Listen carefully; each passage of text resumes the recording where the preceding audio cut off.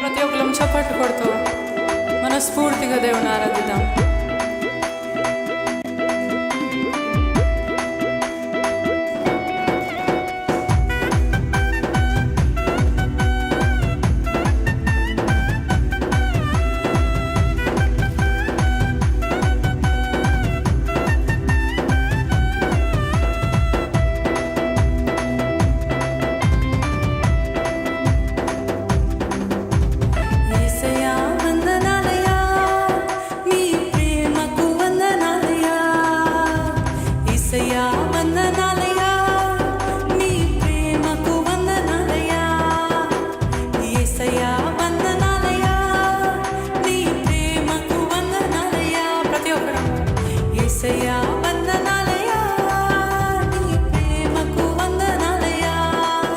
నన్ను రక్షించినందుకు, పోషించినందుకు, కాపాడినందుకు వందనాలయ్యా. నన్ను రక్షించినందుకు, పోషించినందుకు, కాపాడినందుకు వందనాలయ్యా. వందనాలు వందనాలయ్యా. శతకోటి స్తోత్రాలు.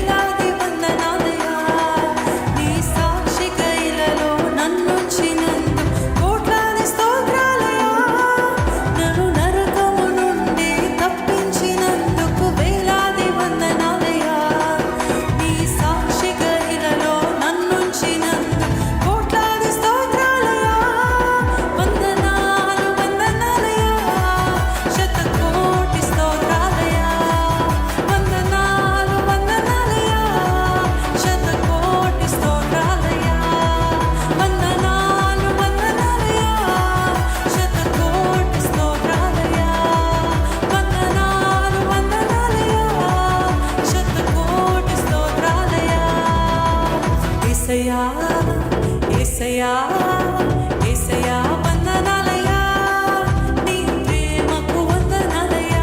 చెప్తారా? యేసయ్యా వందనాలయ్యా, నీ ప్రేమకు వందనాలయ్యా. నన్ను రక్షించినందుకు, పోషించినందుకు, కాపాడినందుకు వందనాలయ్యా. నన్ను రక్షించినందుకు, పోషించినందుకు, కాపాడినందుకు వందనాలయ్యా. వందనాలు వందనాలయ్యా, శతకోటి స్తోత్రాలయ్యా. వందనాలు వందనాలయ్యా, శతకోటి స్తోత్రాలయ్యా. వందనాలు వందనాలయ్యా, శతకోటి స్తోత్రాలయ్యా. వందనాలు వందనాలయ్యా, శతకోటి స్తోత్రాలయ్యా.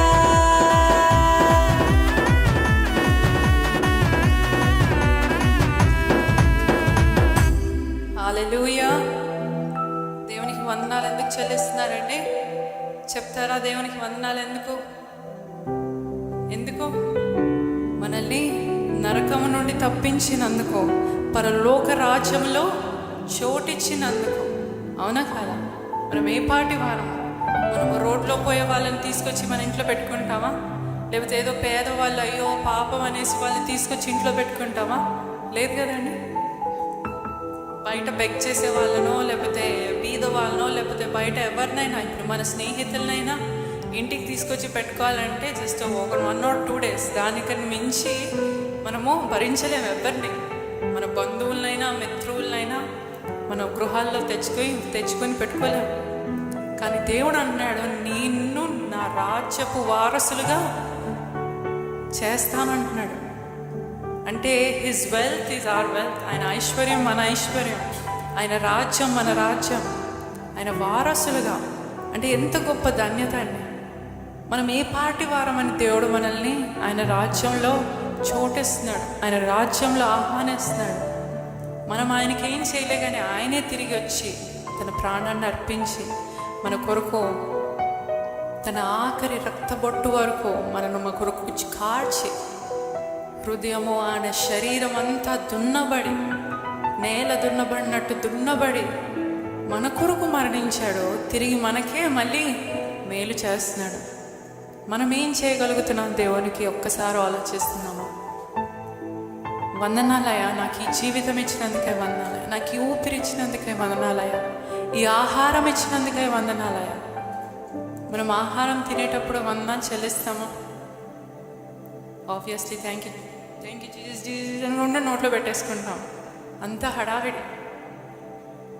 నాకు ఈ బట్టలు ఇచ్చినందుకై నీకు వందనాలయ్యా.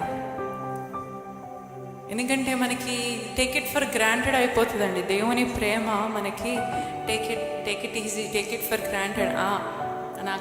నాకున్నాయి అనుకుంటూ ఉంటాం. కానీ ఈ ఆహారం లేక ఎంతోమంది ఉన్నారు, ఈ దుస్తులు లేక ఎంతోమంది ఉన్నారు, మనకున్న స్థితి లేక ఎంతోమంది ఉన్నారు. దాన్ని బట్టి దేవా నాకు ఈ స్థితికై నీకు వందనాలయ్యా. మనల్ని దేవుడు మరలా కిందకి జారనివ్వట్లేదు, కానీ దేవుడు మనల్ని మెట్టు హెచ్చిస్తున్నాడు. దాన్ని బట్టి దేవునికి స్తుతులు చెల్లిస్తూ కృతజ్ఞతతో మనం ఎక్కడి నుంచి వచ్చామో అది మర్చిపోకుండా, ఏ స్థితి నుండి దేవుడు మనల్ని లేవనెత్తాడో మర్చిపోకుండా నీకు వందనాలయ్యా. నా జీవితంలో జరుగుతున్న మేళ్ళకై నీకు వందనాలయ్యా. ప్రతి ఒక్కరు ఈ పాటను మరొకసారి నీ కృప చేత నన్ను రక్షించినందుకు వేలాది వందనాలయ్యా అని హృదయపూర్వకంగా పాడదామా?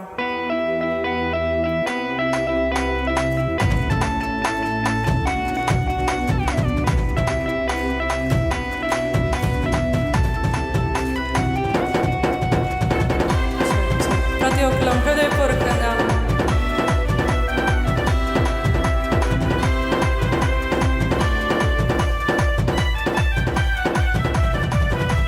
యేసయ్యా వందనాలయ్యా, నీ ప్రేమకు వందనాలయ్యా.